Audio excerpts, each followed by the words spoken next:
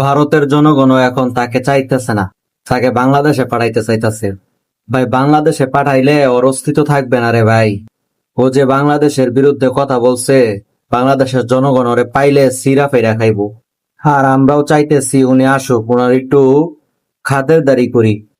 আমার ভারতের জনগণদের কাছে একটা অনুরোধ, ওনাকে একটু বাংলাদেশে পাঠানো হোক। ওনাকে একটু আদর করতে চায় বাংলাদেশের লোকেরা।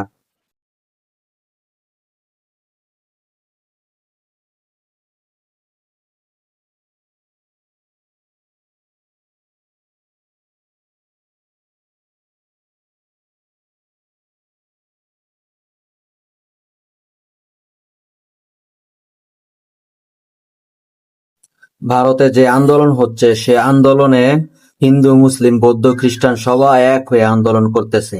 আবার মাঝে মাঝে এরকম দৃশ্যও দেখা যাচ্ছে। এরকম দৃশ্যগুলো দেখতে খুব ভালো লাগে। আমরা দোয়া করতেছি তারা যেন এই আন্দোলনে সফল হয় এবং আমাদের মুসলমান ভাইদের উপরে যে অত্যাচার নিপীড়ন হচ্ছে সেগুলো যেন বন্ধ হয়।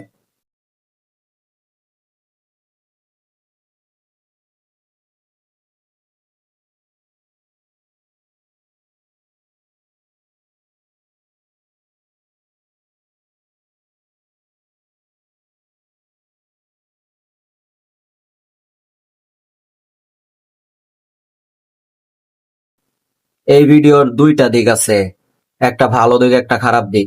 ভালো দিকটা হচ্ছে এই যুবক যে নামাজ পড়তেছে, এটা হলো ভালো দিক। আর খারাপ দিক হচ্ছে যে নিউজ চ্যানেল এটা নিউজ করছে, এটার ব্যাকগ্রাউন্ড মিউজিকে কি লাগাইছে দেখেন। এই ব্যাকগ্রাউন্ড মিউজিক গুলা তামিল মুভিতে ইউজ হয় হিন্দুদের। এখানে আমাদের মুসলিমদের সংস্কৃতি, এখানে কোনো আরব কান্ট্রি যেগুলো নাশিদ আছে সেগুলো লাগাবে, হিন্দুদের মিউজিক লাগাইয়া দিছে। এই ছোটখাটো বিষয়গুলা নিউজ চ্যানেলদের লক্ষ্য করা উচিত।